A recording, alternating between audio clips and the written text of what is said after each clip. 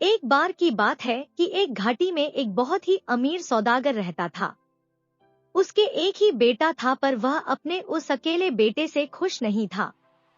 उसका वह बेटा बहुत ही बेवकूफ सा था और कोई अक्ल का काम करना तो दूर, कुछ और भी नहीं करता धरता था। पर उसकी माँ उसे बहुत प्यार करती थी। वह उसके लिए अच्छा ही अच्छा सोचती थी, और अगर वह कोई गलत काम भी करता था तो उसकी गलती के लिए वह कोई न कोई बहाना ढूंढ लेती थी। धीरे धीरे वह लड़का बड़ा हो गया और अब शादी के लायक हो गया। उसकी माँ ने अपने पति से कहा कि अब बेटा बड़ा हो गया है, सो वह उसके लिए कोई अच्छी सी लड़की ढूंढकर उसकी शादी कर दे। पर वह सौदागर अपने बेटे की बेवकूफियों पर इतना शर्मिंदा था कि उसने अपने मन में यह तय कर रखा था कि वह उसकी शादी कभी नहीं करेगा। उधर उसकी माँ उसकी शादी की बहुत चिंता कर रही थी। वह तो बहुत दिनों से उसकी शादी का सपना देख रही थी कि कब मेरा बेटा बड़ा होगा और कब मैं उसकी शादी करूंगी। वह सारी उम्र कुंवारा बैठा रहे यह तो वह सोच भी नहीं सकती थी, और न वह इसके लिए तैयार ही थी। सो उसने अपने बेटे की शादी के लिए बहुत कोशिशें की। उसने अपने पति को उसकी अक्लमंदी के कई लक्षण बताए, कई अक्लमंदी के काम बताए, ताकि उसका पति उसकी शादी कर दे। पर शादी करने की बजाय वह उसकी इन बातों से चिड़चिड़ा ज्यादा होता गया। एक दिन जब उसकी पत्नी अपने बेटे की तारीफ किए जा रही थी तो वह चिड़चिड़ा होकर अपनी पत्नी से बोला, देखो, तुम मुझसे यह सब कितनी बार कह चुकी हो, पर तुमने इसे मुझे साबित करके कभी नहीं दिखाया, क्योंकि मुझे तुम्हारी बातों पर बिल्कुल भी विश्वास नहीं है कि जो कुछ तुम कह रही हो उसमें जरा सा भी सच है। माँ ने अपने बच्चों के प्यार में अंधी होती है। खैर, तुम्हारी संतुष्टि के लिए मैं उस बेवकूफ को एक मौका और देता हूँ। तुम उसको बुलाओ और उसको ये 3 पैसे दो और उससे कहो कि वह बाजार जाए और इसमें से 1 पैसे की कोई एक चीज ऐसी खरीद कर लाए जो उसके अपने लिए हो। दूसरा पैसा वह नदी में फेंक दे और तीसरे पैसे से वह ये 5 चीजें खरीदे, कुछ खाने के लिए, कुछ पीने के लिए, कुछ चबाने के लिए, कुछ बागीचे में बोने के लिए और कुछ गाय को भी खिलाने के लिए। माँ को यह सुनकर बहुत खुशी हुई कि अब कम से कम उसके बेटे को अपने आप को साबित करने का मौका मिलेगा। सो तुरंत ही उसने अपने बेटे को बुलाया और उसे 3 पैसे देकर उसके पिता की सारी बात उसे समझा दी। बेटे ने भी उससे पैसे लिए और बाजार चल दिया। बाजार जाकर उसने 1 पैसे का कुछ अपने लिए खरीदा और खा लिया। उसके बाद वह एक नदी के पास आया और दूसरा पैसा नदी में फेंकने ही वाला था कि इसको अपनी बेवकूफी समझकर वह रुक गया। इसको नदी में फेंकने से क्या भला हो सकता है? अगर मैं 1 पैसा नदी में फेंक देता हूँ तो मेरे पास केवल 1 पैसा ही बच जाएगा, और फिर इस 1 पैसे से मैं ऐसा क्या खरीद सकता हूँ जो खाने का भी हो और पीने का भी हो, चबाने वाला भी हो और बगीचे में बोने वाला भी हो और साथ में गाय के खाने वाला भी हो, जैसा कि उसकी माँ ने कहा था। और अगर मैं इसे नदी में नहीं फेंकता हूँ तो इसका मतलब है कि मैं माँ का कहना नहीं मानता। वह इसी सोच में पड़ा था कि किस्मत से उसी समय वहाँ से एक लोहार की बेटी जा रही थी। उसने देखा कि नदी के किनारे एक लड़का उदास खड़ा है। उसको वहाँ इस तरह खड़े देखकर उसने उससे पूछा कि क्या बात है, वह इतना उदास क्यों खड़ा है। उसने उस लड़की को वह सब बताया जो उसकी माँ ने उससे कहा था। फिर उसने उसको बताया कि उसकी माँ ने तीसरा पैसा नदी में फेंकने के लिए कहा था, पर यह तो बेवकूफी है, लेकिन वह करे तो क्या करे। पैसा नदी में नहीं फेंकने पर तो माँ का कहना न मानना होगा, जो वह नहीं चाहता था। वह लड़की बहुत होशियार थी। वह बोली, मैं तुम्हें बताती हूँ कि तुम क्या खरीदो। तुम जाकर 1 पैसे का तरबूज खरीद लो और तीसरा पैसा अपनी जेब में रख लो। उसको तुम नदी में मत फेंको। तरबूज? हाँ, तरबूज। वह आगे बोली, देखो, तरबूज तुम्हारी माँ की सब शर्तों को पूरा करेगा। वह खाने की चीज भी है और वह पीने की चीज भी है, वह चबाने की चीज भी है और वह जमीन में बोने के लिए भी कुछ देगा। और वह गाय के खाने के लिए भी कुछ देगा। तुम जाकर यह खरीद कर ले जाकर अपनी माँ को दे देना। मुझे यकीन है कि वह तुम्हारी इस खरीद से बहुत खुश होंगी। सो लड़के ने ऐसा ही किया। जब उसकी माँ ने अपने बेटे की अक्लमंदी देखी तो वह बहुत खुश हुई।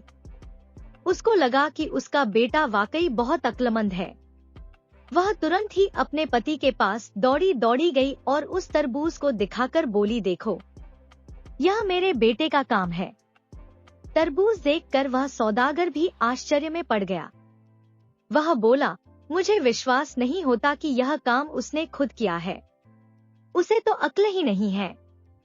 जरूर किसी ने उसको यह करने की सलाह दी है। फिर उसने अपने बेटे की तरफ देखकर उससे पूछा, तुमसे यह करने के लिए किसने कहा?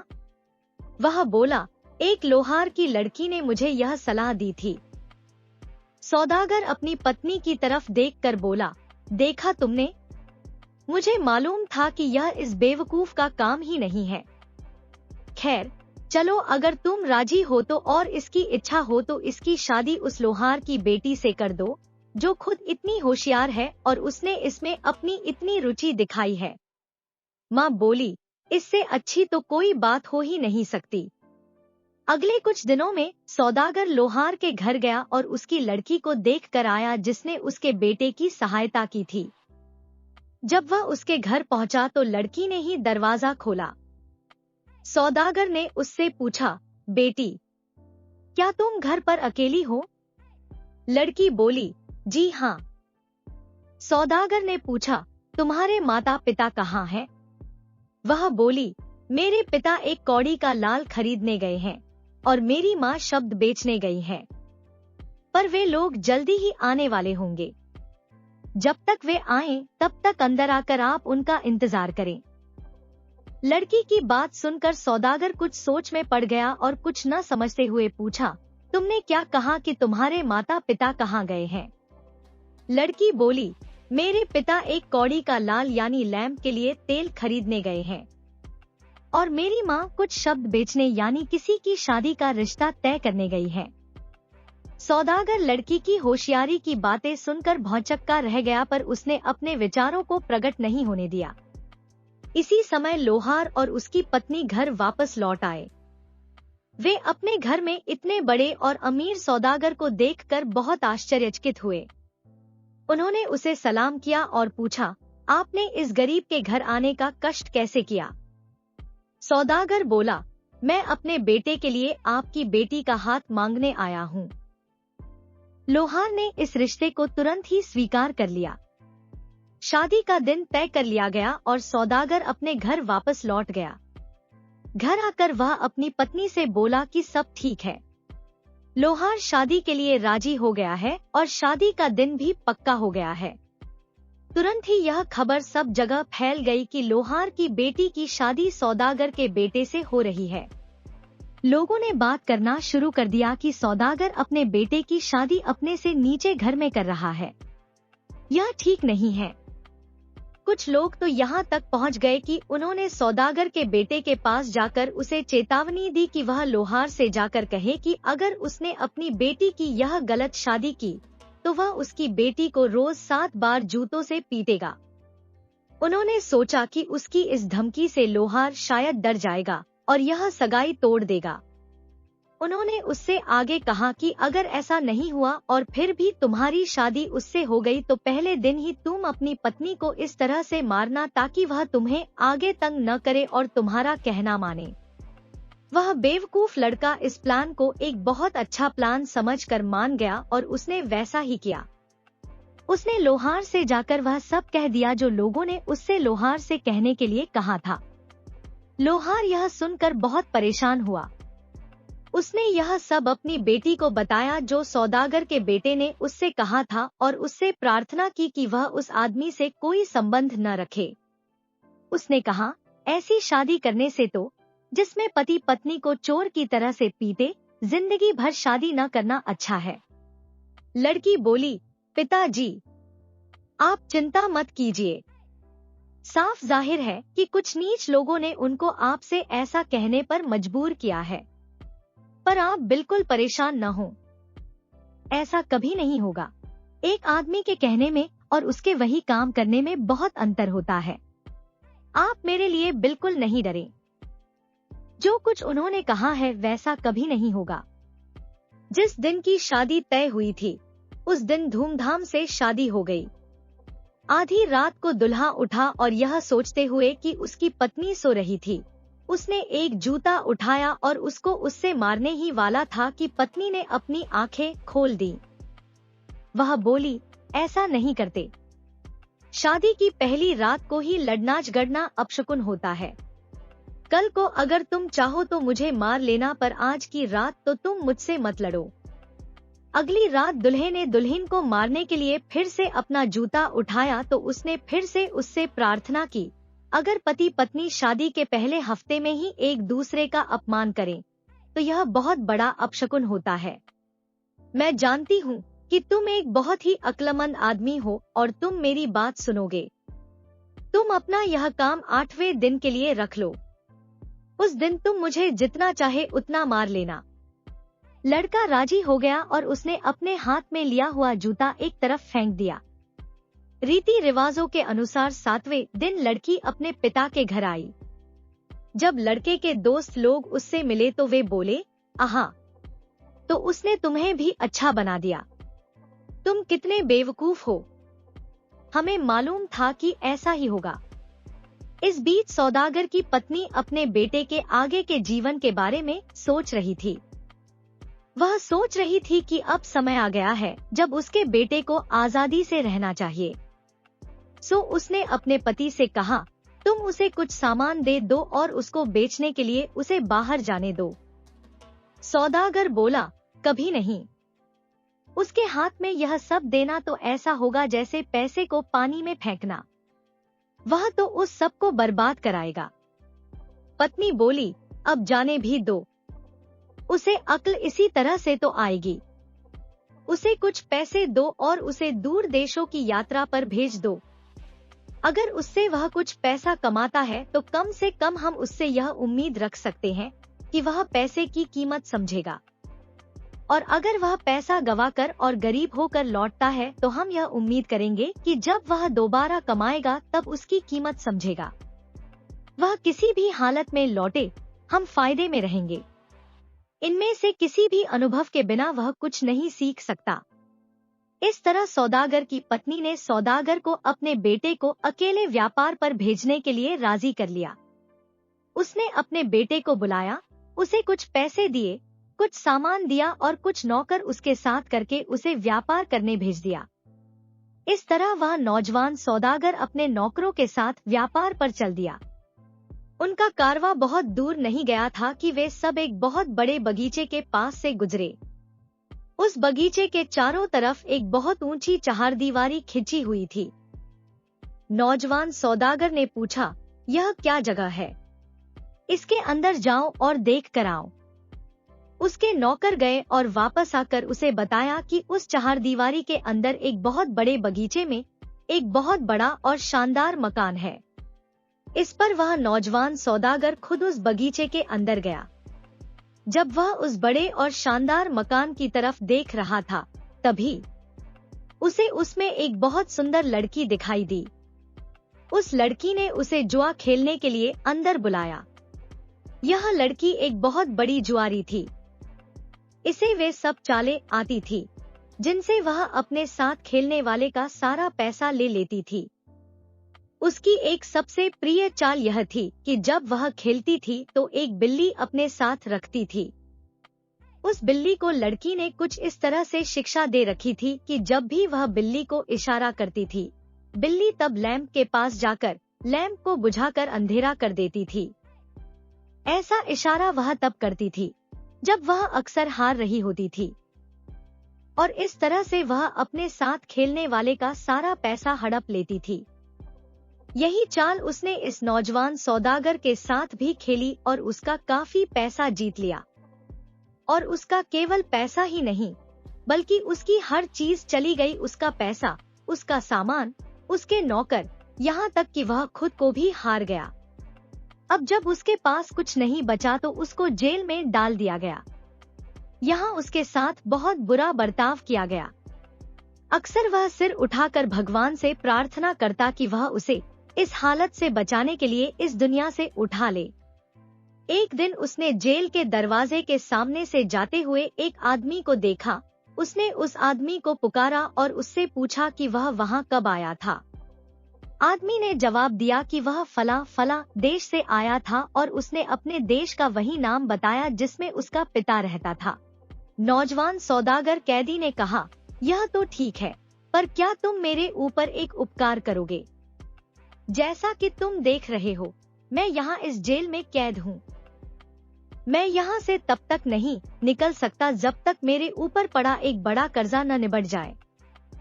मैं यह चाहता हूँ कि तुम मेरी ये 2 चिट्ठियाँ लो। इनमें से एक चिट्ठी मेरे पिता को दे देना और एक मेरी पत्नी को दे देना। अगर तुम मेरा यह काम कर दोगे तो मैं तुम्हारा यह उपकार कभी नहीं भूलूंगा। वह आदमी राजी हो गया और दोनों चिट्ठियां उससे लेकर वह अपने रास्ते चला गया।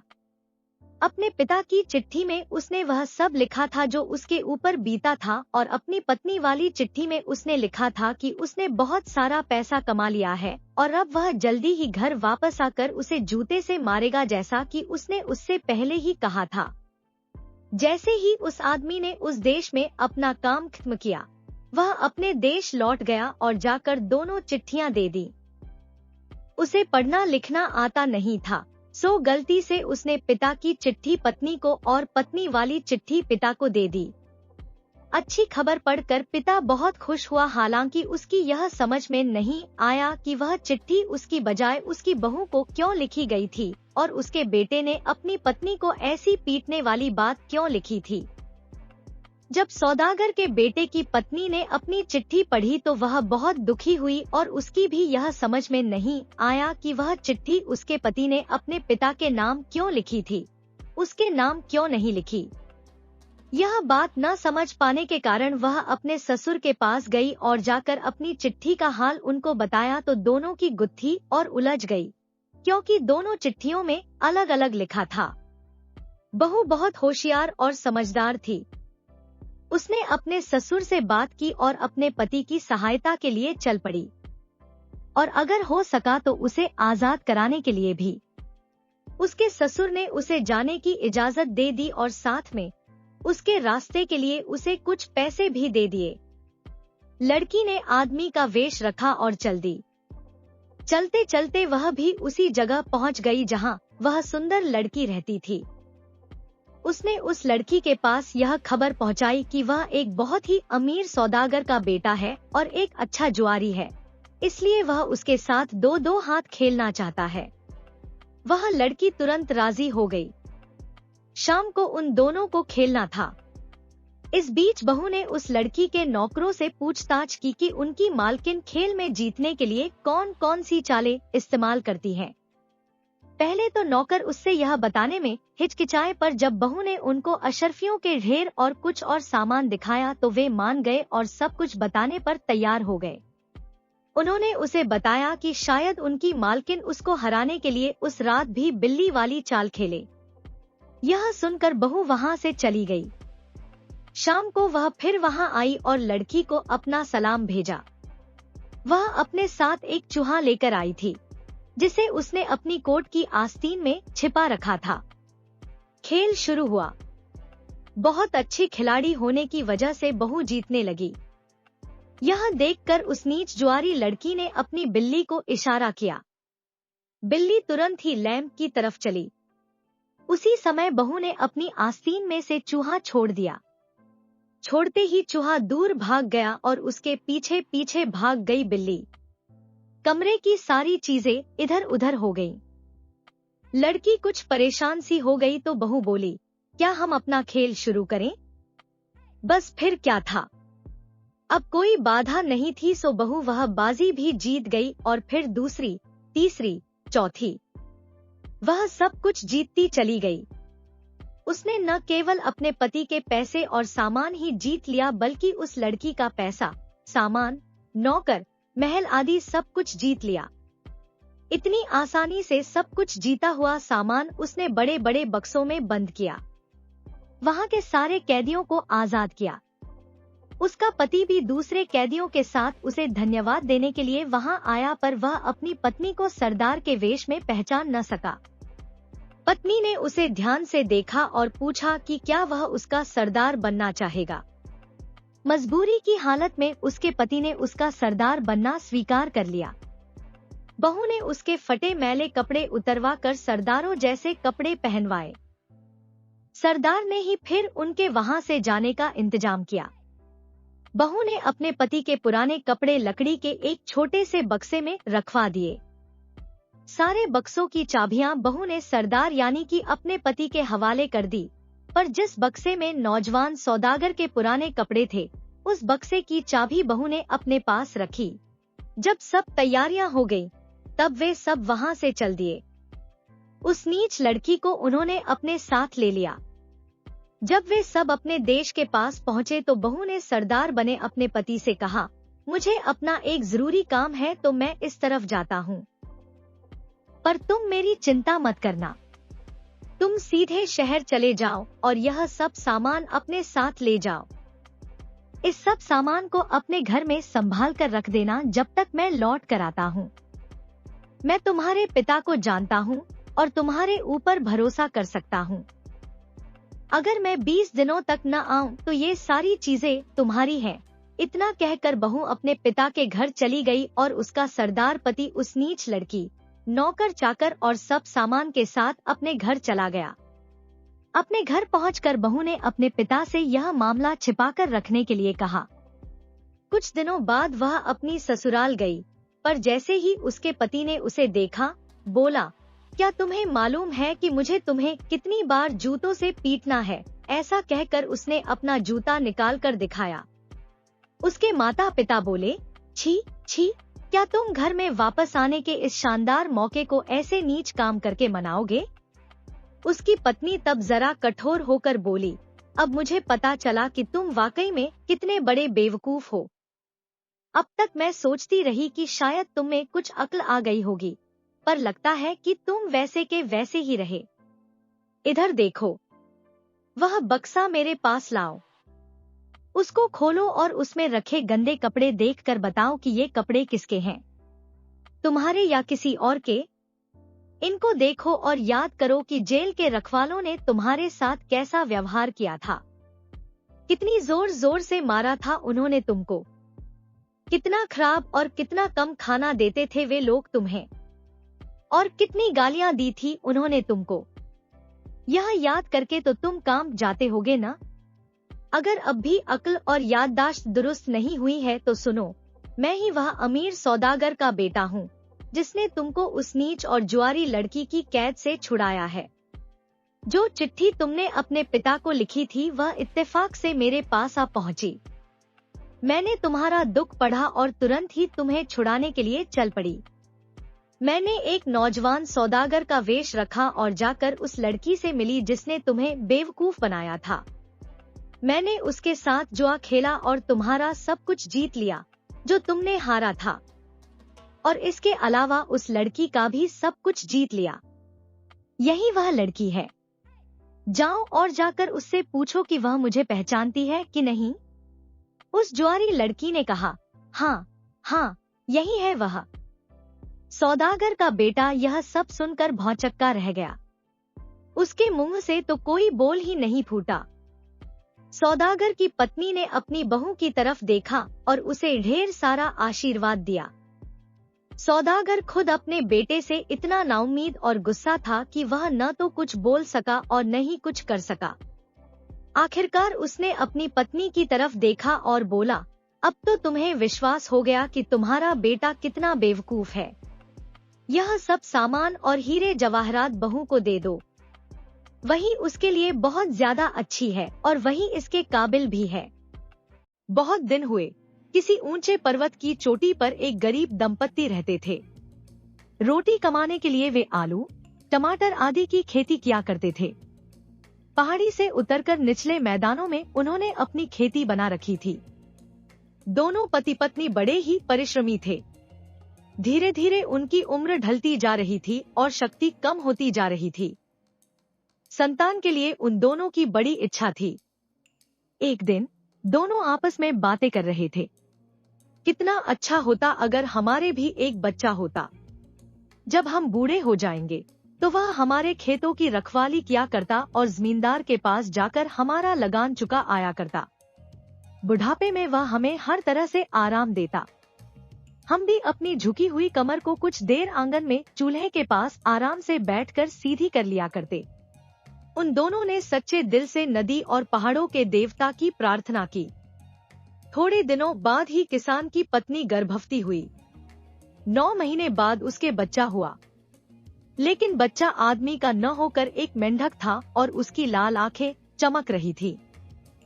बूढ़े ने कहा, कैसे आश्चर्य की बात है, यह मेंढक है, इसकी लाल आंखें तो देखो कैसी चमक रही हैं।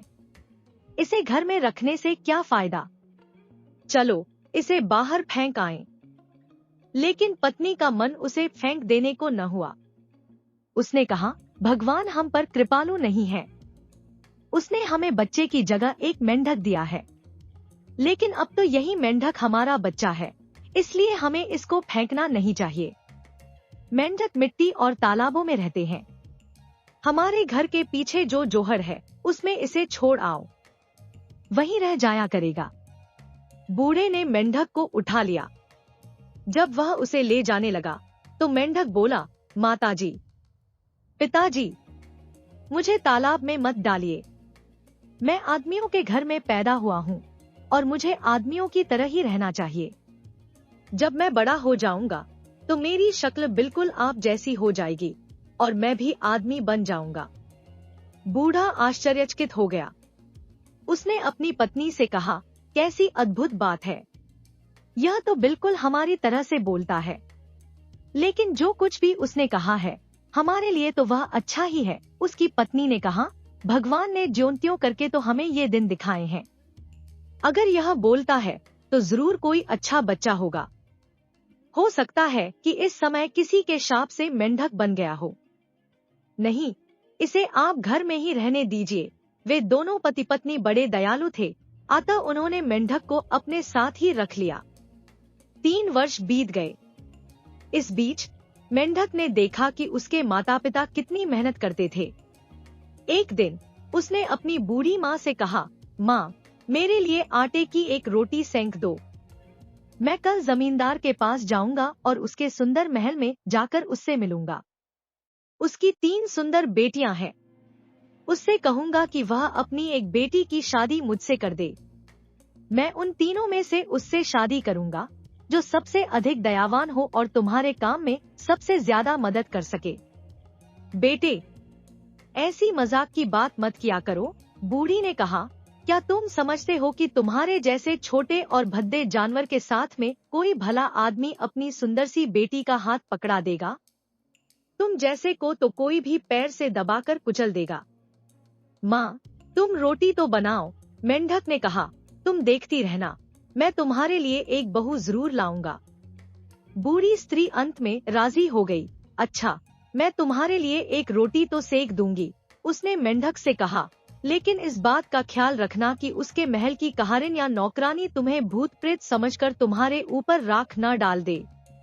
माँ, तुम बेफिक्र रहो, मेंढक ने उत्तर में कहा, उनके तो अच्छों की भी यह हिम्मत नहीं। अगले दिन बूढ़ी स्त्री ने एक बड़ी सी रोटी बना दी और उसे एक थैली में रख दिया। मेंढक ने थैला अपने कंधे पर लटकाया और फुदकता हुआ घाटी के किनारे बसे हुए जमींदार के महल की ओर चल दिया। जब वह महल के दरवाजे के पास पहुंचा तो उसने द्वार खटखटाया, जमींदार साहब, दरवाजा खोलो। जमींदार ने किसी को दरवाजा खटखटाते सुना और अपने नौकर को बाहर देखने भेजा। नौकर आश्चर्यचकित सा होकर लौटा। उसने कहा, मालिक, बड़ी अजीब सी बात है, एक छोटा सा मेंढक दरवाजे पर खड़ा आपको पुकार रहा है। जमींदार के मुंशी ने कहा, मालिक, यह जरूर कोई भूत प्रेत है, इस पर राख डलवा दीजिए। जमींदार राजी नहीं हुआ। उसने कहा, नहीं, रुको, यह जरूरी नहीं कि वह कोई भूत प्रेत ही हो। मेंढक पानी में रहते हैं, हो सकता है कि वह जलदेवता के महल से कोई संदेशा लेकर आया हो। जिस प्रकार देवताओं की आवभगत की जाती है उसी प्रकार उसकी भी करो। पहले उस पर दूध छिड़क दो, इसके बाद मैं खुद देखूंगा कि वह कौन है और मेरे राज्य में किस लिए आया है। उसके नौकरों ने ऐसा ही किया।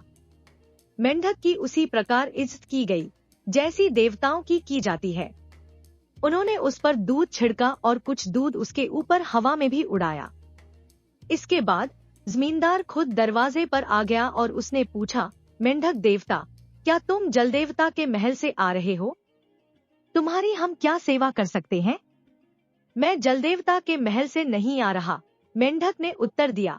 मैं तो अपनी ही इच्छा से आपके पास आया हूँ।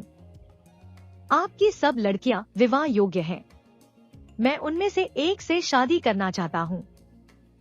मैं आपका दामाद बनने आया हूँ। आप मुझे उनमें से किसी एक का हाथ पकड़ा दीजिए। जमींदार और उसके सब नौकर मेंढक की इस बात को सुनकर बड़े भयभीत हुए। जमींदार बोला, तुम कैसी बेसिर पैर की बातें कर रहे हो? आईने में जरा अपनी सूरत तो देखो, कितने भद्दे और बदसूरत हो। कितने ही बड़े बड़े जमींदारों ने मेरी बेटियों से विवाह करना चाहा, लेकिन मैंने सबको मना कर दिया। फिर मैं कैसे एक मेंढक को अपनी बेटी ब्याह दूं? जाओ, बेकार की बातें मत करो। ओहो, मेंढक बोला, इसका मतलब यह है कि आप मुझसे अपनी बेटी की शादी नहीं करेंगे। कोई बात नहीं, अगर आप मेरी बात इस तरह नहीं मानेंगे तो मैं हंसना शुरू कर दूंगा। जमींदार मेंढक की बात सुनकर गुस्से में आग बबूला हो गया। उसने पैर पटक कर कहा, मेंढक के बच्चे, तेरा दिमाग खराब हो गया है। अगर हंसना ही है तो बाहर निकल जा और जी भर कर हंस। लेकिन तब तक मेंढक ने हंसना आरंभ कर दिया था। उसके हंसने से बड़े जोर की आवाज हुई। धरती कांपने लगी। जमींदार के महल के ऊंचे ऊंचे स्तंभ हिलने लगे, मानो महल गिरना ही चाहता हो। दीवारों में दरारें पड़ने लगी। सारे आकाश में धूल, रेत, मिट्टी, कंकड़ और पत्थर उड़ने लगे। सूरज और सारा आकाश अंधेरे से ढक गया। चारों ओर धूल ही धूल दिखाई देने लगी। जमींदार के घर के सब लोग और नौकर चाकर उछलते फिर रहे थे और अंधेरे में एक दूसरे से टकरा रहे थे। किसी को नहीं मालूम था कि वे क्या कर रहे हैं और यह सब क्या हो रहा है। अंत में दुखी होकर जमींदार ने खिड़की से बाहर अपना सिर निकाला और बोला, मेंढक महाशय, अब कृपा कर अपना हंसना बंद कर दीजिए। मैं अपनी सबसे बड़ी बेटी का ब्याह आपके साथ कर दूंगा। मेंढक ने हंसना बंद कर दिया। धीरे धीरे पृथ्वी ने भी कांपना बंद कर दिया और महल, मकान आदि सब अपनी जगह स्थिर हो गए। जमींदार ने केवल भयभीत होकर ही अपनी बेटी मेंढक के हाथों सौंपी थी। उसने 2 घोड़े मंगाए, एक अपनी बेटी के लिए और दूसरा उसके दहेज के लिए। जमींदार की बड़ी लड़की मेंढक से शादी करने के लिए बिल्कुल भी राजी नहीं थी। उसने अपने पास छिपाकर 2 पत्थर के टुकड़े रख लिए जो समय पर काम आए। मेंढक रास्ता दिखाने के लिए आगे आगे फुदक कर चलने लगा और जमींदार की सबसे बड़ी लड़की उसके पीछे पीछे चलने लगी। सारे रास्ते वह यही कोशिश करती रही कि उसका घोड़ा कुछ और तेज चले और वह भागते हुए मेंढक को अपने पीछे की टापों के नीचे कुचल डाले। लेकिन मेंढक कभी इधर को फुदकता था और कभी उधर को। वह इस तरह चक्कर काटता जा रहा था कि उसे कुचलना राजकुमारी को असंभव दिखाई दे रहा था। अंत में वह इतनी नाराज हो गई कि एक बार जब मेंढक उसके काफी पास चल रहा था, उसने छिपाया हुआ पत्थर का टुकड़ा मेंढक के ऊपर दे मारा। फिर वह मुड़कर घर की ओर चल दी। वह कुछ ही दूर लौटकर गई होगी कि मेंढक ने उसे पुकारा, राजकुमारी, रुको, मैं तुमसे कुछ कहना चाहता हूँ। उसने पीछे घूमकर देखा कि मेंढक तो जिंदा खड़ा है। वह समझ रही थी कि मेंढक उसके पत्थर के नीचे कुचल गया होगा। वह आश्चर्यचकित रह गई और उसने घोड़े की लगाम खींच ली। मेंढक उससे बोला, देखो, हमारे भाग्य में पति पत्नी होना नहीं लिखा है। अब तुम घर लौट जाओ, क्योंकि ऐसी ही तुम्हारी खुशी है। और उसने घोड़े की लगाम पकड़ ली और राजकुमारी को घर वापस ले चला। जब दोनों जमींदार के महल के पास पहुँचे तो मेंढक ने राजकुमारी को छोड़ दिया और आप जमींदार के पास जाकर बोला, जमींदार साहब, हम दोनों की आपस में जरा नहीं बनती, इसीलिए मैं उसे वापस छोड़ने आया हूँ। आप मुझे अपनी दूसरी बेटी दे दीजिए, जो मेरे साथ जाने को तैयार हो। तुम कैसे बदतमीज हो, जरा अपनी हैसियत का तो ख्याल करो। जमींदार ने गुस्से से चिल्लाकर कहा, तुम मेरी बेटी को वापस लाए हो, इसीलिए मैं तुम्हें अपनी दूसरी बेटी कभी नहीं दूंगा। जानते हो, मैं जमींदार हूँ। क्या मजाक है, तुम इस तरह मेरी बेटियों में से हर एक को देखना चाहते हो। जमींदार यह कहते कहते गुस्से से कांपने लगा। इसका मतलब यह है कि आप राजी नहीं हैं। मेंढक ने कहा, अच्छी बात है, तो मैं चिल्लाता हूँ। जमींदार ने सोचा कि अगर वह चिल्लाता है तो कोई हर्ज नहीं, बस उसका तो हंसना ही खतरनाक है। उसने चिढ़ते हुए कहा, जी भरकर चिल्लाओ, तुम्हारी जरा सी धमकियों से डर जाने वाले हम नहीं हैं। और मेंढक ने चिल्लाना शुरू कर दिया। उसकी आवाज इतनी तेज थी मानो रात के समय बड़ी जोर से बिजली कड़क रही हो। चारों ओर बिजली की कड़कड़ाहट सुनाई दे रही थी और पहाड़ों से नदियों में इतना अधिक पानी आने लगा कि कुछ ही क्षणों में सब नदियों में बाढ़ आ गई। धीरे धीरे सारी जमीन पानी के बहाव में घिरने लगी और पानी चढ़ता चढ़ता जमींदार के महल तक आ पहुंचा और वहां से वह अपने गांव की तबाही देखने लगे। पानी चढ़ता ही जा रहा था। जमींदार ने अपनी गर्दन खिड़की से बाहर निकाली और चिल्लाकर कहा, मेंढक महाशय, चिल्लाना बंद कीजिए, नहीं तो हम सब मर जाएंगे। मैं तुम्हारे साथ अपनी दूसरी बेटी की शादी कर दूंगा। मेंढक ने फौरन ही चिल्लाना बंद कर दिया और धीरे धीरे पानी नीचे बैठने लगा। जमींदार ने फिर अपने नौकरों को आदेश दिया कि 2 घोड़े अस्तबल से निकाल कर लाओ, एक राजकुमारी के लिए और दूसरा उसके दहेज के सामान के लिए। इसके बाद उसने अपनी दूसरी बेटी को आज्ञा दी कि मेंढक के साथ चली जाए। जमींदार की दूसरी बेटी भी मेंढक के साथ जाने को राजी नहीं थी। उसने भी घोड़े पर चढ़ते समय एक बड़ा सा पत्थर अपने पास छिपाकर रख लिया। रास्ते में उसने भी अपने घोड़े के पैरों के नीचे मेंढक को कुचलने की कोशिश की और एक बार वह पत्थर उसके ऊपर फेंककर वह भी बड़ी राजकुमारी की तरह वापस लौटने लगी। लेकिन उसे भी वापस बुलाकर मेंढक ने कहा, राजकुमारी, हम दोनों के भाग्य में एक साथ रहना नहीं बदा, तुम घर वापस जा सकती हो। यह कहकर उसके घोड़े की लगाम हाथ में लेकर वह चल दिया। मेंढक ने जमींदार के हाथ में उसकी मझली बेटी का हाथ पकड़ा दिया और बोला कि अपनी सबसे छोटी बेटी की शादी मुझसे कर दो। इस बार तो जमींदार के क्रोध का ठिकाना ही न रहा। उसने कहा, तुमने मेरी सबसे बड़ी लड़की को लौटा दिया और मैंने तुम पर दया करके अपनी मझली बेटी दे दी। अब तुमने उसे भी लौटा दिया और मेरी सबसे छोटी लड़की के साथ शादी करना चाहते हो। तुम बहुत बेहुदे हो। कोई भी जमींदार तुम्हारी इस बदतमीजी को बर्दाश्त नहीं कर सकता। तुम कानून के खिलाफ चलते हो। उसके गले में आखिरी शब्द अटक गए। एक छोटे से मेंढक ने उसे इस प्रकार नचा रखा था कि वह बहुत ज्यादा परेशान हो रहा था। मेंढक ने शांति से जवाब दिया, जमींदार साहब, आप इतना नाराज क्यों होते हैं? आपकी दोनों बेटियां मेरे साथ शादी करने के लिए राजी नहीं थी, इसीलिए मैं उन्हें वापस ले आया। लेकिन आपकी तीसरी बेटी मुझसे शादी करना चाहती है, फिर आप क्यों नहीं राजी होना चाहते? नहीं, कभी नहीं, जमींदार घृणा से चिल्लाया, कौन कहता है? वह कभी राजी नहीं हो सकती। इस दुनिया में कोई भी लड़की एक मेंढक से शादी करने के लिए राजी नहीं हो सकती। मैं तुमसे आखिरी बार कह रहा हूँ कि अब तुम अपनी राह देखो। इसका मतलब यह है कि आप अपनी बेटी की शादी मुझसे नहीं करेंगे। मेंढक ने कहा, अच्छी बात है, तो मैं फुदकना शुरू कर दूंगा। जमींदार वैसे मेंढक की बात से डर तो गया था, लेकिन उसने गुस्से में ही उत्तर दिया, तुम उछलो, कूदो, फुदको, जो जी में आए सो करो, जी भर कर करो। मैं तुम्हारी जरा सी बातों से डरने लगा तो जमींदारी 2 दिन की रह जाएगी। और मेंढक ने फुदकना शुरू कर दिया। जब उसने फुदकना शुरू किया तो धरती डोलने लगी। ऐसा प्रतीत होता था मानो धरती एक पत्थर हो जो किसी तालाब में लहरों के बीच जा फंसा हो। पहाड़ इतनी जोर जोर से हिलने लगे कि उनमें आपस में ही टक्कर होने लगी। पहाड़ों में से पत्थर टूट टूट कर आकाश में उड़ने लगे।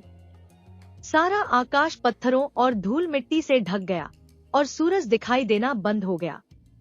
जमींदार के महल की दीवारें भी इतनी जोर से हिलने लगी कि लग रहा था कि महल अब गिरा, अब गिरा। अब तो हारकर जमींदार को खड़े होकर यह कहना पड़ा कि वह मेंढक के हाथ में अपनी तीसरी बेटी का हाथ दे देगा। मेंढक ने फुदकना बंद कर दिया। पहाड़ और पृथ्वी अपनी अपनी जगह पर शांत होकर ठहर गए। जमींदार की तीसरी बेटी अपनी अन्य बहनों की तरह नहीं थी। उसके हृदय में दया बहुत थी। उसने सोचा कि यह मेंढक कोई साधारण मेंढक नहीं है, बल्कि काफी चतुर जान पड़ता है। वह मेंढक के साथ जाने को राजी हो गई। मेंढक उसे घर ले गया। जब मेंढक की माँ दरवाजे पर उन्हें लेने आई तो उसके आश्चर्य का ठिकाना न रहा। उसने सोचा कि मेरा भद्दा और छोटा सा बेटा कितनी सुंदर बहू ले आया है। लड़की बहुत काम करने वाली थी और रोज अपनी सास के साथ खेत पर काम करने जाती थी। उसे बूढ़ी इसीलिए बड़ा प्रेम करती थी। लड़की भी अपनी सास की बहुत इज्जत किया करती थी। दोनों बहुत सुखी थी। पतझड़ का मौसम आया। उन गांवों में हर साल घोड़ों की एक बहुत बड़ी दौड़ हुआ करती थी। सैकड़ों गांवों से गरीब और अमीर लोग अपने अपने तंबू लेकर घुड़दौड़ में आया करते थे और अपने साथ खेतों से नया फूटा हुआ अनाज भी लाया करते थे। देवताओं को मनाने के लिए वे लोग उन छोटे छोटे पौधों को आग में जलाया करते थे और नाचते गाते शराब पीते हुए घोड़ों की दौड़ किया करते थे। आम तौर पर वहाँ लड़के लड़कियां अपने लिए प्रेमी प्रेमिकाएं ढूंढने आया करते थे। इस बार मेंढक की माँ की भी इच्छा थी कि मेंढक भी साथ में जाए, लेकिन उसने अपनी माँ से कहा, माँ, रास्ते में बहुत से पहाड़ और नदी नाले पार करने पड़ते हैं, तुम ही चले जाओ। मैं कहाँ कहाँ जाऊंगा। और मेंढक घर पर ही रह गया। घर के और सब लोग घुड़दौड़ में चले गए। घुड़दौड़ का मेला 7 दिन तक लगा रहता था। आखिरी 3 दिनों में घुड़दौड़ हुआ करती थी। रोज जो भी आदमी जीत जाता उसकी बड़ी इज्जत होती और लोग उसे अपने यहाँ बुलाकर दावत दिया करते। घुड़दौड़ के तीसरे दिन जब आखिरी दौड़ शुरू होने ही वाली थी, एक नवयुवक हरे रंग की पोशाक पहने हुए और हरे घोड़े पर सवार होकर वहां आया। उसका शरीर हृष्ट पुष्ट था और वह बहुत सुंदर लगता था। उसके कपड़ों पर बहुत सुंदर जरी का काम किया हुआ था और वे बहुत ही कीमती रेशम के बने हुए थे। उसके घोड़े की जीन पर लाल मोती लगे हुए थे और उसकी बंदूक भी सोने और चांदी की बनी हुई थी। जब उसने लोगों से आखिरी घुड़दौड़ में भाग लेने की अनुमति मांगी तो सब उसकी ओर देखने लगे। जब घुड़दौड़ शुरू हुई उसने दौड़ने की कोई जल्दी नहीं दिखाई। यहाँ तक कि जब और लोग भागना शुरू कर रहे थे वह अपनी जीन ठीक कर रहा था, लेकिन शीघ्र ही वह उनके साथ हो गया। घुड़दौड़ के बीच में भी जिस समय अन्य सब दौड़ने वाले नवयुवक एक दूसरे से आगे निकलने की कोशिश कर रहे थे, वह आराम से चल रहा था और दौड़ के बीच में ही उसने अपने सिर के ऊपर उड़ते हुए 3 कबूतरों का अपनी बंदूक से शिकार किया। दौड़ के बीच में ही उसने अपने घोड़े की जीन में से कुछ सोने के सुंदर फूल निकाले और उन्हें अपने बाईं ओर वाले लोगों के ऊपर फेंक दिया। इसी प्रकार जीन की दाईं ओर से उसने कुछ चांदी के फूल निकाले और उन्हें अपनी दाहिनी ओर वाले लोगों पर फेंक दिया और आगे बढ़ गया। लेकिन शीघ्र ही लोगों ने देखा कि उसका घोड़ा आगे भागा जा रहा है। ऐसा प्रतीत होता था कि उसका घोड़ा मैदान में नहीं बल्कि हवा में दौड़ रहा हो। लोग उसे देखने के लिए अपने अपने स्थानों से उठकर खड़े हो गए और सबने देखा कि वह सबसे आगे था और उस दिन आखिरी घुड़दौड़ में जीत उसी की रही। घुड़दौड़ के मैदान में जो भी उस समय उपस्थित था वही उस नवयुवक पर मुग्ध हो गया। बड़े बूढ़े और लड़कियां सभी उसकी ओर देख रहे थे। लोगों में फुसफुसाहट चलने लगी कि उसका क्या नाम है और वह कहाँ का रहने वाला है। कुछ लोग कहने लगे, उसने बाईं ओर से सोने के फूल निकाले और उन्हें बाईं ओर उछाल दिया। फिर दाईं ओर से चांदी के फूल निकाले और उन्हें दाहिनी ओर फेंक दिया। ऐसा तो आज तक न कभी देखा न सुना। कितना सुंदर और तंदुरुस्त लड़का है। उसके कपड़े शरीर पर कितने फब रहे हैं। घोड़ा तो देखो जैसे देवताओं का हो, लेकिन ऐसे सुंदर और तंदुरुस्त लड़के के लिए यह तो सोचो कि लड़की कहाँ मिलेगी। सब लड़कियां उसके चारों ओर एकत्रित होकर गाने और नाचने लगी और उसे अपने अपने तंबू में ले जाने के लिए कहने लगी। सब उसे अपने तंबू में ले जाकर शराब पिलाने की इच्छुक थी। लेकिन जैसे ही शाम हुई, वह घुड़सवार बिना किसी से कुछ कहे चुपचाप अपने घोड़े पर चढ़कर उस गांव की ओर चल दिया जहां से मेंढक की माँ और बहू आए थे। सब लोग वहां खड़े खड़े उसके हरे घोड़े को देखते रहे और उसके चले जाने के बाद उसके पैरों से उड़ती हुई धूल को देखने लगे। मेंढक की पत्नी सोचती रही कि वह घुड़सवार कहां से आया था और कहां चला गया। वह स्वयं भी उसकी सुंदरता और उसके पुष्ट शरीर पर मुग्ध थी। वह स्वयं भी उसका नाम जानना चाहती थी कि दिन छिपते ही वह इतनी जल्दी क्यों चला गया। वह सोचने लगी कि शायद घुड़सवार बहुत दूर रहता हो। घर लौटते समय वह भी अन्य स्त्रियों की तरह उसी घुड़सवार के बारे में सोचती रही थी। मेंढक उन लोगों को दरवाजे पर ही खड़ा मिला। उन्होंने जैसे ही घुड़दौड़ की बातें सुनानी शुरू की, वह आगे आगे सब बताने लगा। उन लोगों को यह सुनकर बड़ा आश्चर्य हुआ कि मेंढक सब बातें पहले से ही जानता है और उस सुंदर घुड़सवार की भी बातें जानता है जिसने आज घुड़दौड़ जीती थी। अगले साल फिर पतझड़ के दिनों में घुड़दौड़ हुई। मेंढक की पत्नी, माँ और पिता फिर घुड़दौड़ में गए। जब घुड़दौड़ शुरू हुई तो सब लोग उस हरे घुड़सवार की बाट देखने लगे और सोचने लगे कि इस बार जरूर उसका नामधाम पूछ लेंगे। वह कहाँ रहता है और किस जमींदार के गांव में रहता है, यह पूछे बिना उसे इस बार नहीं जाने देंगे। घुड़दौड़ के आखिरी दिन, जब आखिरी दौड़ हो रही थी, हरा घुड़सवार फिर अपने हरे घोड़े पर बैठ वहां आया। वह एकदम ऐसे आया मानो आकाश से उतरा हो। लोग उसे देखकर आश्चर्यचकित रह गए। इस बार भी उसके पास अपनी वही सोने चांदी वाली बंदूक थी, लेकिन इस बार उसके शरीर पर पिछली बार से भी अधिक सुंदर और कीमती कपड़े थे। जब अन्य सब घुड़सवारों ने अपनी दौड़ शुरू कर दी तो उसने आराम से बैठकर चाय पी और पीकर तेजी से उठा और इस बार भी पिछले साल की भांति उसने 3 कबूतर अपनी बंदूक से दौड़ते दौड़ते ही मार डाले। जिस समय वह लोगों के सामने से गुजर रहा था, उसने अपने घोड़े की बाईं और वाली जीन में से सोने के कुछ फूल निकाले और उन्हें अपनी बाईं और वाले लोगों पर उछाल दिया। फिर उसने दाईं ओर से चांदी के कुछ फूल निकाले और उन्हें अपनी दाहिनी ओर वाले लोगों पर बिखेर दिया। इसके बाद वह बहुत तेजी से आगे की ओर भागा और लोगों को ऐसा प्रतीत हुआ मानो वह एक हरे बादल की सवारी कर रहा हो। बस हरे हरे मैदान में एक हरा बादल उड़ता हुआ नजर आ रहा था। और इस बार लोगों ने फिर देखा कि वह घुड़दौड़ में जीत गया था। लड़कियों ने इस बार फिर उसके सामने अपना नाच और गाना रखा और उसे अपने तंबू में ले चलने के लिए कहने लगी। लेकिन दिन छिपते ही उसने फिर बिना किसी से कहे अपने घोड़े को एड़ लगाई और मैदान से भाग लिया। जब मेंढक की पत्नी और माँ घर आईं, तो उन्हें यह देखकर बड़ा आश्चर्य हुआ कि इस बार फिर मेंढक को सब बातें मालूम थी। इस बार लड़की के दिमाग में उथल पुथल हुई कि जब वह घुड़दौड़ में जाता नहीं है तो उसको सब बातें मालूम कैसे हो जाती हैं। उस घुड़सवार को दिन छिपने से पहले ही क्यों जाना पड़ता है? वह हमारे घर की तरफ ही क्यों जाता है? क्या इस दुनिया में सचमुच ही ऐसा कोई घुड़सवार हो सकता है? फिर मेंढक को उसके बारे में सब बातें कैसे मालूम चल जाती हैं? यही सब बातें उसके दिमाग में घूमती रहीं। अंत में उसने निश्चय किया कि वह इन बातों का पता लगाकर ही रहेगी। इस साल फिर घुड़दौड़ आई। लड़की मेले में गई। उसने सब काम किए, लेकिन आखिरी दिन, जब आखिरी घुड़दौड़ होने वाली थी, वह अपनी सास से बोली, माताजी, मेरे सिर में बड़े जोर से दर्द हो रहा है।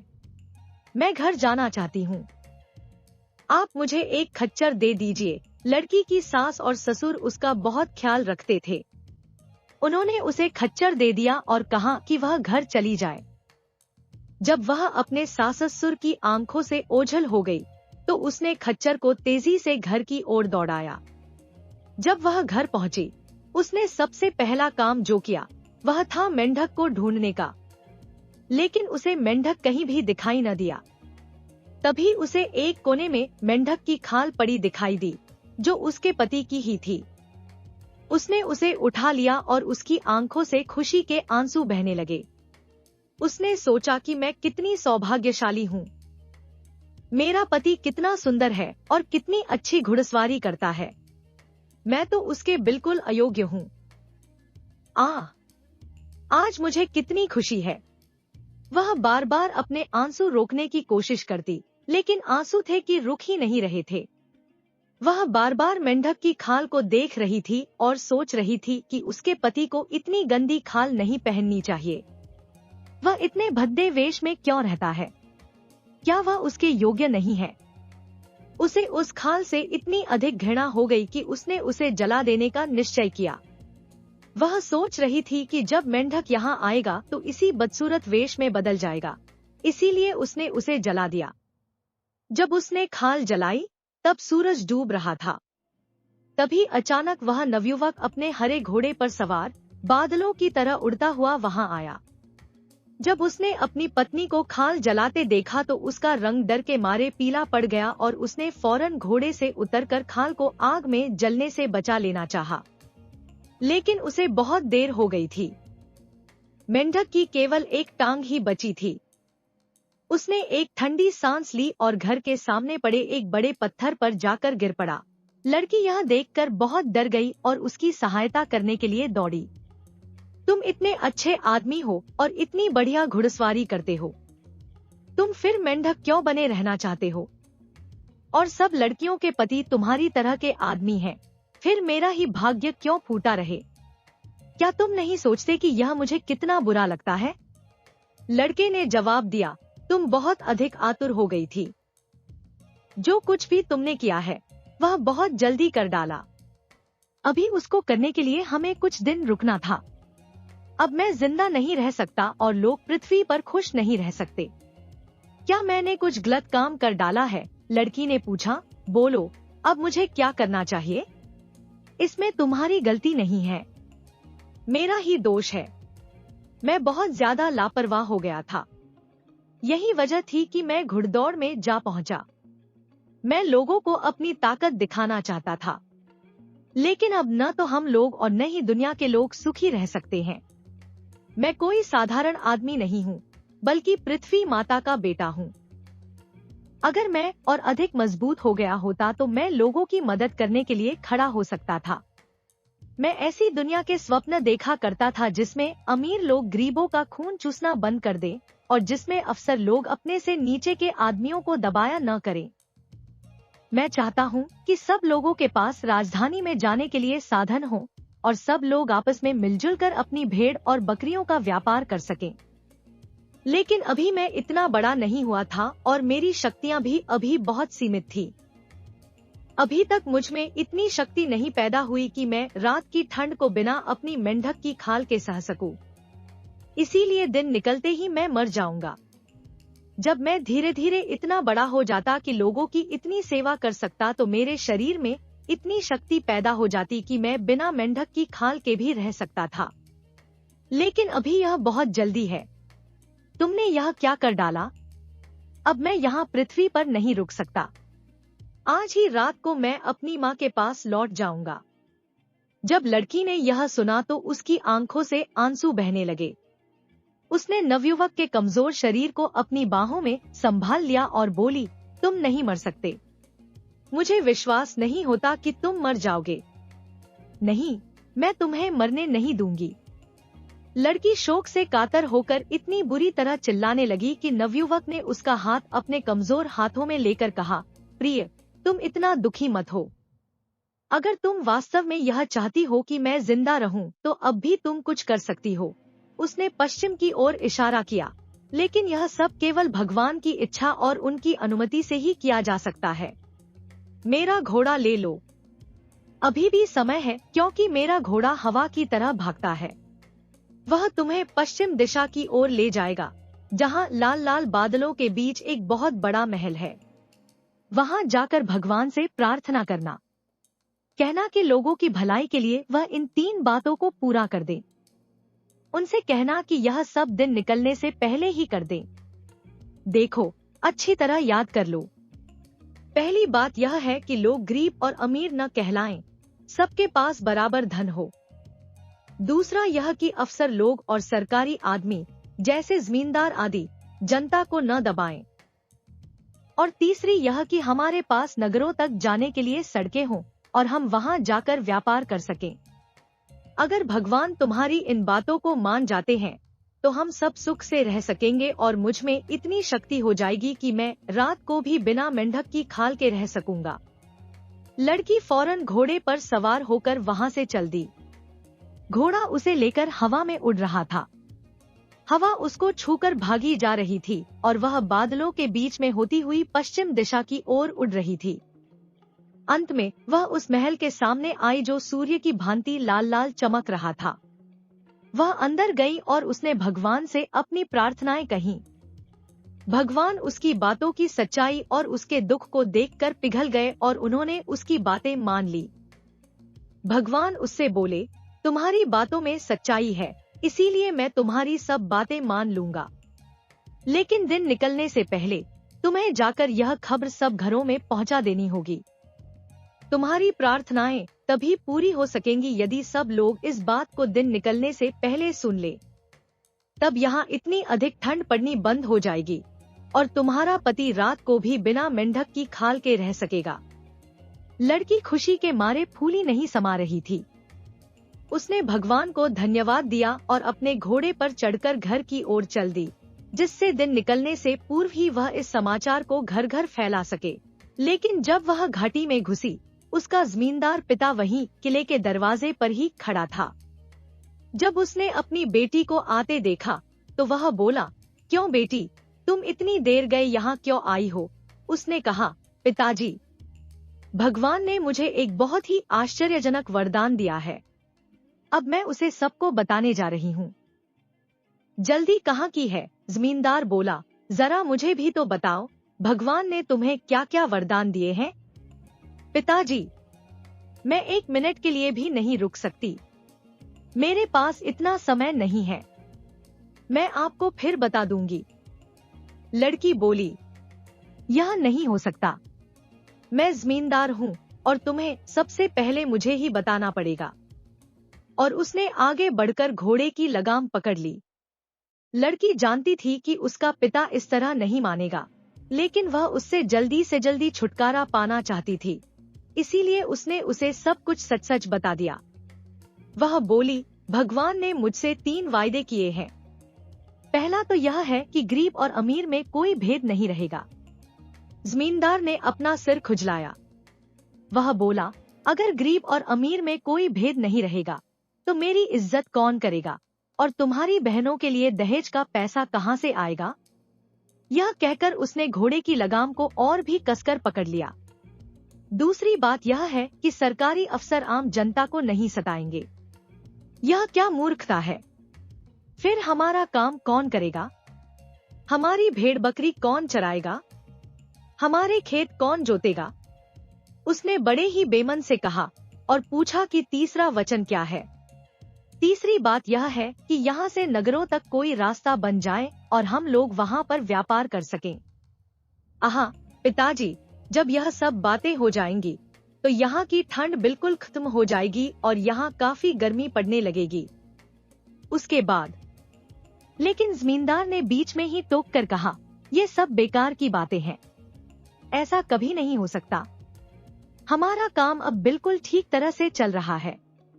हमें शहर जाने की क्या जरूरत है? यह कभी भी भगवान के हुक्म नहीं हो सकते। मुझे इनमें से किसी भी बात पर विश्वास नहीं है। मैं तुम्हें इनमें से एक भी शब्द लोगों को नहीं बताने दूंगा। पिताजी, मैं अब यहाँ एक क्षण भी नहीं ठहर सकती, लड़की ने चिल्लाकर कहा। मुझे आप फौरन जाने दीजिए। उसने भागने की कोशिश की, लेकिन उसके पिता ने घोड़े की लगाम नहीं छोड़ी। बेचारी लड़की बहुत अधिक दुखी हो रही थी और उधर उसका पिता उससे सवाल जवाब करने पर तुला हुआ था। तभी मुर्गा बोला। लड़की तेजी से कूदी और घोड़े को छुड़ाना चाहा, लेकिन जमींदार अभी भी उसे कसकर पकड़े हुए था। वह जोर से चिल्लाया, क्या तुम्हारा दिमाग खराब हो गया है? क्या तुम चाहती हो कि तुम्हारी बहनों की शादी में मैं दहेज न दूं? क्या तुम अपने पिता की बेइज्जती करना चाहती हो? क्या तुम चाहती हो कि मैं घर का सब काम अपने हाथ से किया करूं? हमारी भेड़बकरियां कौन चराएगा? हमारे खेत कौन जोतेगा? क्या तुम्हारा दिमाग खराब हो गया है? लड़की की समझ में नहीं आ रहा था कि क्या किया जाए। मुर्गा दूसरी बार फिर बोला और इधर उसका पिता उसे छोड़ने का नाम ही नहीं ले रहा था। अंत में निराश होकर उसने अपने घोड़े को बड़े जोर से कोड़ा लगाया। घोड़े ने जमींदार को एक और फेंक दिया और हवा से बातें करने लगा। लड़की अभी पहले मकान पर ही पहुंच पाई थी कि मुर्गा तीसरी बार फिर बोला। पौ फटने लगी थी और अब तक कुछ ही घरों में वह अपनी बात कह पाई थी। लड़की का दिल बैठने लगा। पौ फट गई थी और उसका काम अभी आधा भी नहीं निपटा था। अब तो बहुत देर हो गई थी। अब केवल उसके लिए यही चारा रह गया था कि वह घर की ओर जल्दी से कदम बढ़ाए। उसने देखा कि उसके ससुर उसके पति के पास खड़े हुए रो रहे हैं और उसकी सास मृतक की आत्मा को शांति देने के लिए भगवान से प्रार्थना कर रही है।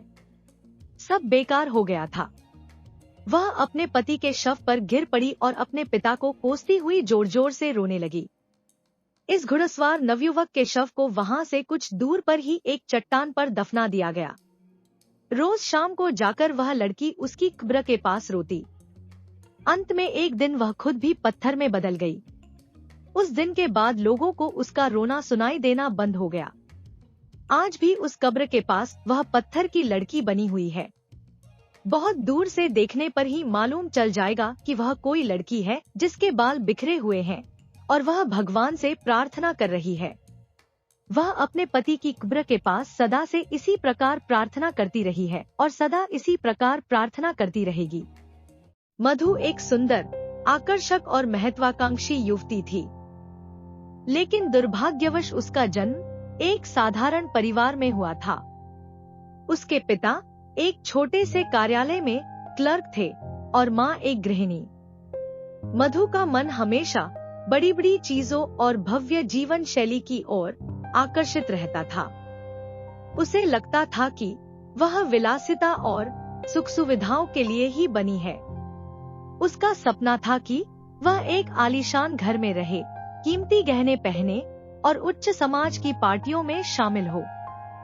मधु की शादी रमेश से हुई, जो एक सरकारी कार्यालय में क्लर्क था। रमेश एक ईमानदार, मेहनती और सच्चे दिल का व्यक्ति था। वह मधु से बहुत प्यार करता था और हमेशा उसकी खुशी की परवाह करता था। हालांकि मधु को उनका साधारण जीवन बहुत उबाऊ और नीरस लगता था। वह अक्सर अपने छोटे और सादे अपार्टमेंट की जर्जर दीवारों, टूटी फूटी कुर्सियों और पुराने पर्दों को देखकर दुखी रहती थी। उसके पास न ढंग की पोशाक थी और न ही गहने, कुछ भी नहीं था। और मधु को किसी और से नहीं, बस इन्हीं चीजों से प्रेम था। उसे लगता था वह उनके लिए ही बनी है। वह खुश रहना चाहती थी। वह चाहती थी कि वह अच्छी दिखाई दे, सबसे सुंदर दिखाई दे, लोग उसे ईर्ष्या करें। मधु की एक अमीर दोस्त थी, कॉन्वेंट स्कूल की सहपाठी। वह बहुत संपन्न थी, एक ऐसी महिला जिसके घर जाना उसे बिल्कुल अच्छा नहीं लगता था, क्योंकि जब भी वह उसके घर से लौटती उसे बहुत पीड़ा होती। वह अक्सर खिड़की के बाहर देखती और सोचती, काश मेरी किस्मत थोड़ी बेहतर होती। एक शाम उसका पति रमेश उत्साह से भरपूर अपने हाथ में एक बड़ा सा लिफाफा लेकर घर आया और बोला, देखो मधु, तुम्हारे लिए कुछ है। मधु ने जल्दी से लिफाफा खोला। अंदर एक प्रिंटेड कार्ड था।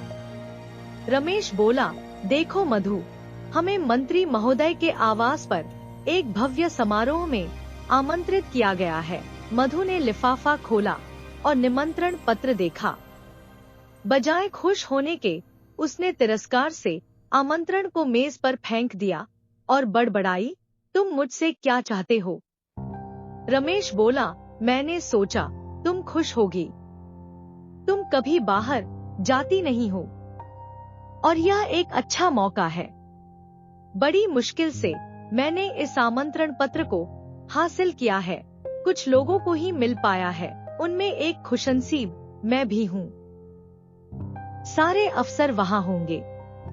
मधु ने खींचकर उसकी तरफ देखा और अधीरता से कहा, तुम्हें क्या लगता है कि मैं इस तरह की पोशाक में वहाँ जाऊंगी? रमेश ने इस बारे में नहीं सोचा था। वह हकलाया, क्यों, क्या हुआ? अपनी पत्नी को रोते हुए देखकर वह हताश और हैरान था। मधु बोली, कुछ नहीं, बस मेरे पास कोई ढंग की पोशाक नहीं है, इसीलिए मैं उस समारोह में नहीं जा सकती।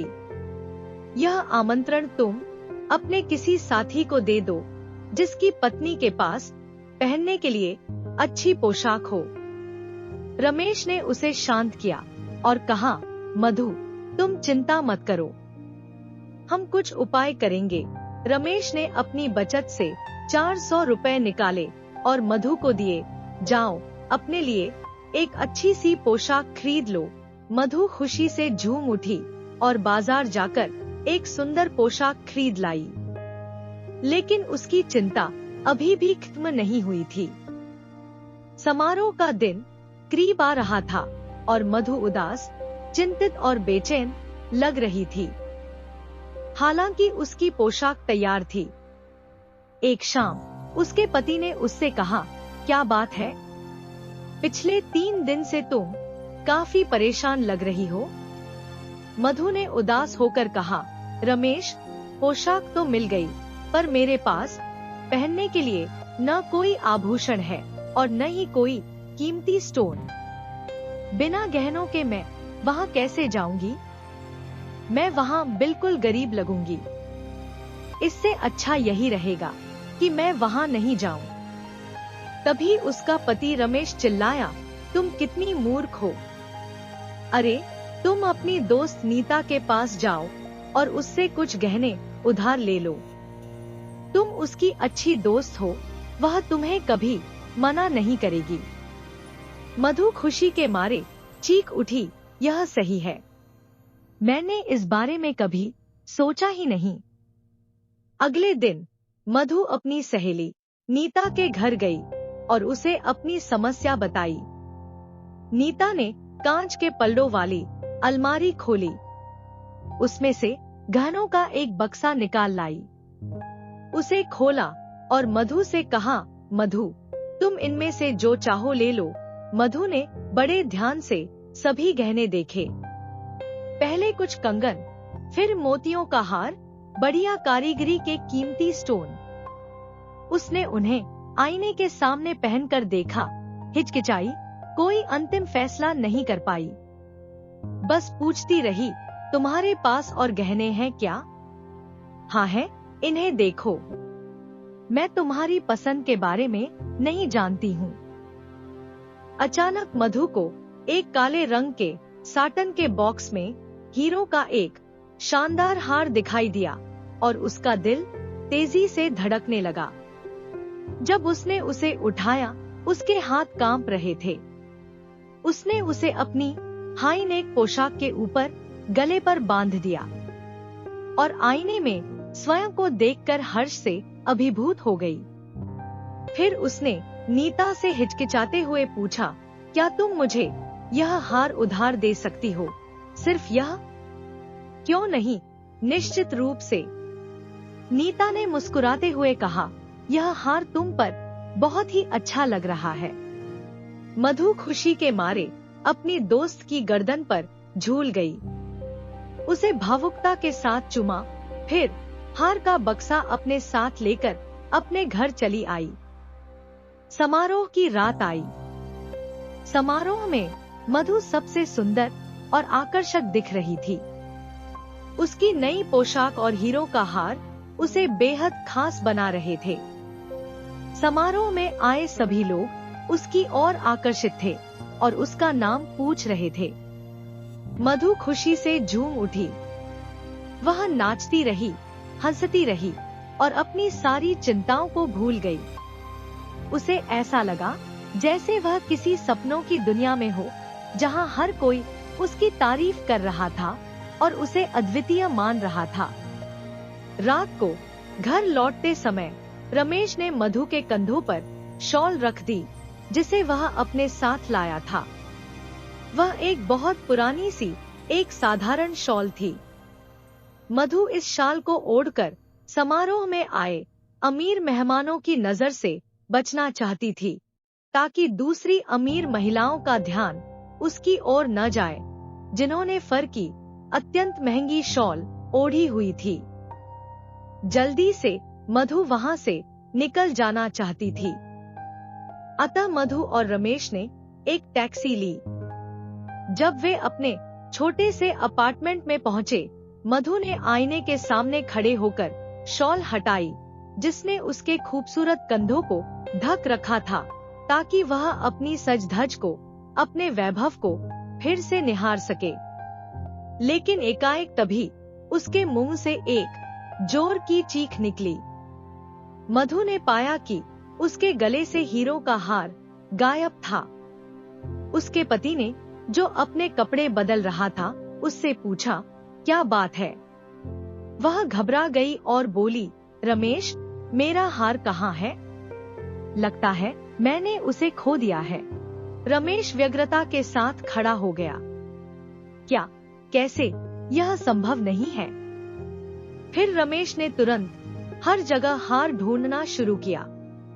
मधु की पोशाक की तहों में, शॉल की तहों में, उसकी जेबों में, हर जगह हार को ढूंढा, लेकिन हार कहीं नहीं मिला। उसने कहा, मैं पैदल वापस जाऊंगा, उस पूरे रास्ते पर जहां से होकर हम आए थे, शायद हार मिल जाए। और रमेश बाहर चला गया। वह समारोह वाले कपड़ों में ही उदास सी कुर्सी पर बैठी रमेश का इंतजार करती रही। 7 बजे के करीब उसका पति लौट आया। उसे कुछ नहीं मिला था। उन्होंने हर संभव जगह खोजा, टैक्सी ड्राइवर से पूछा, लेकिन हार कहीं नहीं मिला। आखिरकार उन्होंने हार को बदलने का निर्णय लिया। फिर वे अपनी याददाश्त के सहारे उसी प्रकार के हार की तलाश में एक जौहरी से दूसरे जौहरी के पास गए। खींच और वेदना ने उन दोनों को घेर लिया था।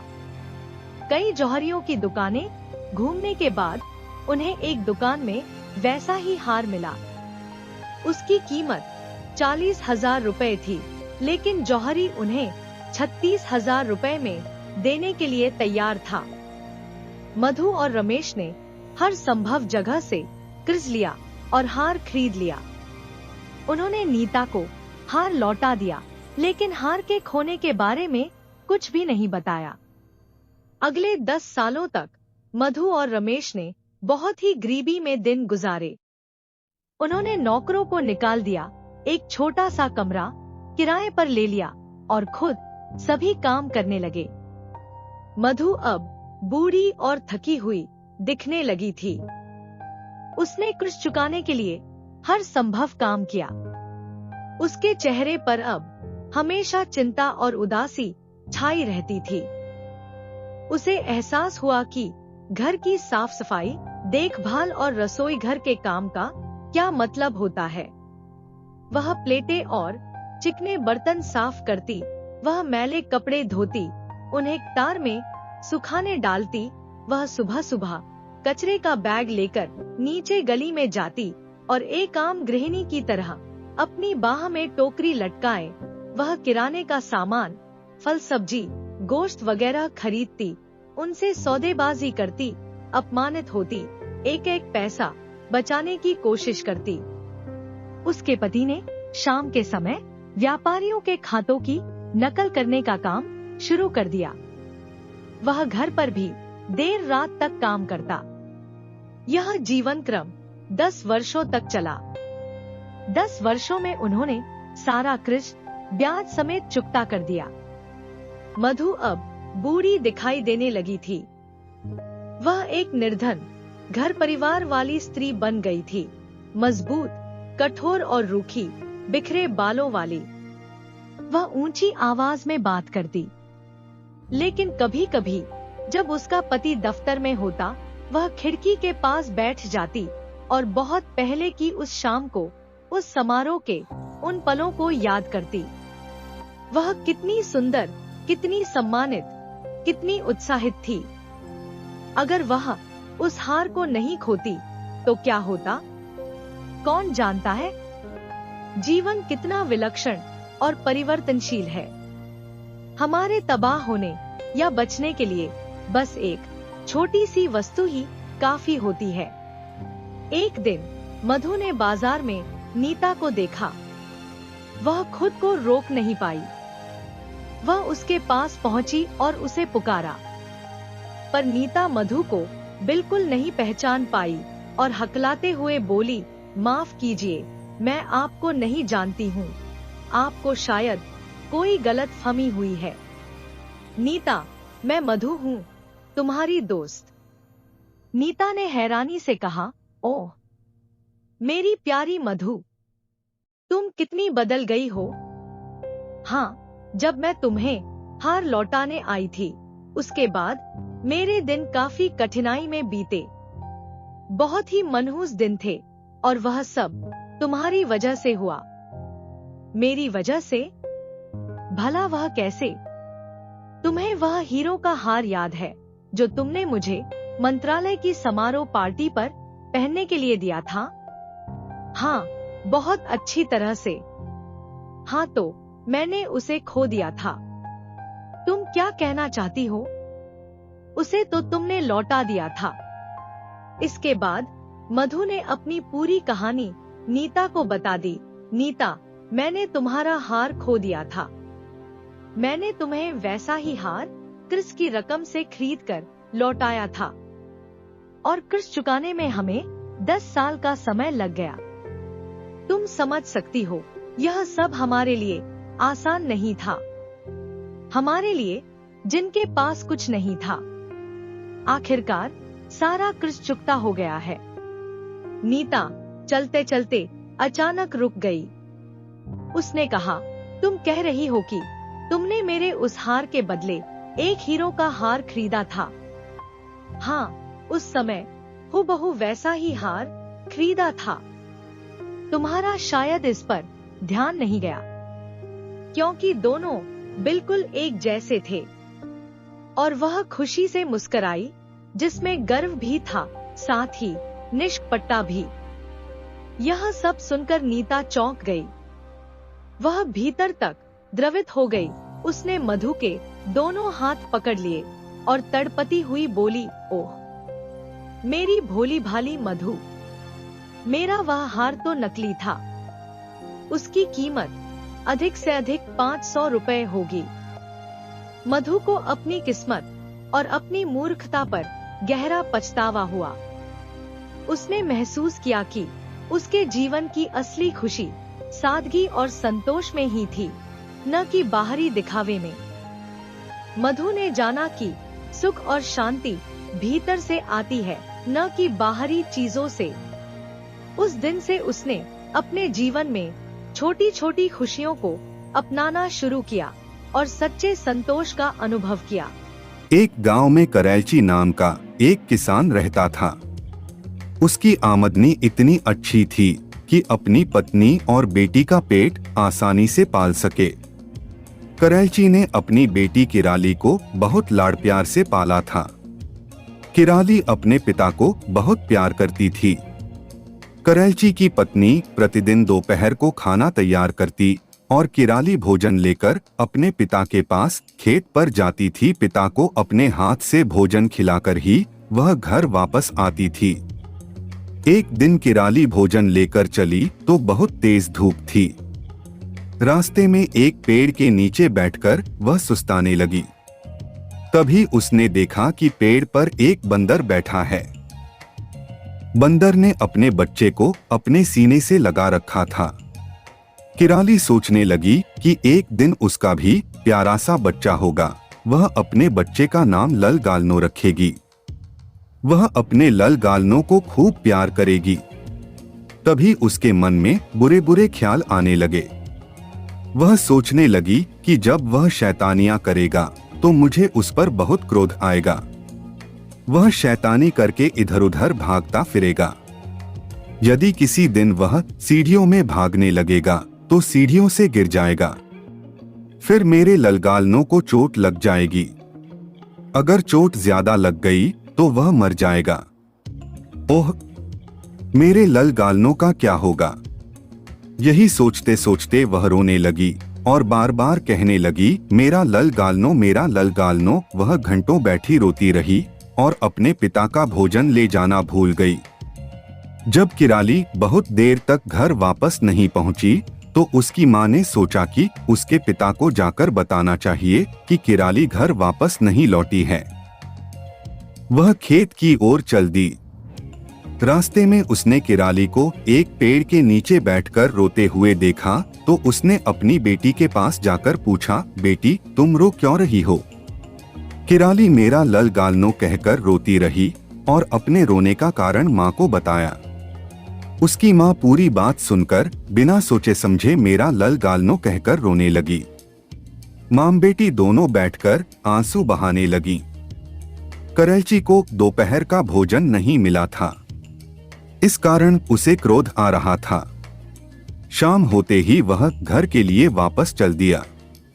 रास्ते में अपनी पत्नी व बेटी को रोता देखकर उसने सोचा कि जरूर कोई अनहोनी दुर्घटना घटित हो गई है जिसके कारण दोनों रो रही हैं। उसने धड़कते दिल से दोनों से रोने का कारण पूछा। कारण सुनकर वह क्रोध से पागल हो उठा। उसे समझ में नहीं आ रहा था कि अपनी पत्नी और बेटी की मूर्खता पर वह हंसे या क्रोध में अपने बाल नोचे। वह चीखकर बोला, इस दुनिया में तुम लोगों से बड़ा मूर्ख और पागल कोई और नहीं मिल सकता। मैं जा रहा हूं और तभी घर लौटूंगा जब तुमसे भी बड़े मूर्ख से मिल लूं। करैलची की पत्नी और बेटी किराली उसके पीछे पीछे खुशामद करने दौड़ी, परंतु करैलची तब तक दूर निकल चुका था। चलते चलते करैलची पास के एक गांव में पहुंचा। उसने देखा कि एक जगह भीड़ लगी थी। उसने भीतर घुसकर कारण जानने का प्रयास किया तो पता लगा कि लोग एक तालाब के चारों ओर जमा थे। पानी में चांद दिखाई दे रहा था। अनेक व्यक्ति इस बात का दावा कर रहे थे कि वे चांद को पकड़कर दिखाएंगे। हर व्यक्ति चांद पकड़ने की फीस देकर आगे आता, फिर पानी में चांद पकड़ने की कोशिश करता था। बाकी लोग दर्शक बनकर तालियां बजा रहे थे और चांद पकड़ने की बाजी का मजा ले रहे थे। करैलची लोगों की मूर्खता देखकर आगे बढ़ गया। वहां उसने देखा कि एक बूढ़ी औरत का एक टिन के डिब्बे में हाथ फंस गया है। कई लोग उसका हाथ खींचकर निकालने का प्रयास कर रहे हैं। बुढ़िया दर्द के मारे चीख रही थी, परंतु हाथ बाहर नहीं निकल रहा था। करैलची ने पूछा कि माजरा क्या है। उसे बताया गया कि डिब्बे में गेहूं भरे हैं और बुढ़िया मुट्ठी में गेहूं भरकर निकालने का प्रयास कर रही थी। तभी उसका हाथ डिब्बे में फंस गया और वह अब निकल नहीं रहा है। इतने में एक व्यक्ति बोला, मुझे हाथ बाहर निकालने की एक आसान तरकीब समझ में आ गई है। इससे बूढ़ी माँ को थोड़ा दर्द तो होगा, परंतु कम से कम हाथ तो बाहर आ जाएगा। सबने पूछा, ऐसी कौन सी तरकीब है? हम बूढ़ी माँ का हाथ काट देंगे, वरना उसे डिब्बे में हाथ फंसाए हुए ही पूरा जीवन बिताना पड़ेगा। मैं सोचता हूँ हाथ काटना आसान है, डिब्बे में हाथ डालकर जिंदगी बिताना कठिन है। इतने में दूसरा व्यक्ति बोला, तुम तो कमाल करते हो भाई। इससे बेहतर तरकीब यह है कि डिब्बे को नीचे से काट दिया जाए। करैलची ने लोगों की बात सुनकर माथा पीट लिया। वह बोला, दादी माँ, अपनी मुट्ठी को खोलो और गेहूं डिब्बे में छोड़ दो। करैलची का इतना कहना था कि बुढ़िया ने मुट्ठी से गेहूं छोड़ दिए और उसका हाथ बाहर निकल गया। लोग करैलची को धन्यवाद व इनाम देने लगे। करैलची बहुत दुखी मन से घर की ओर यह सोचते हुए वापस चल दिया कि शायद इस दुनिया में मूर्खों की कमी नहीं है। जैसे अनेक लोग बड़े अक्लमंद होते हैं, ऐसे ही दुनिया में एक से एक बढ़कर मूर्ख भरे पड़े हैं।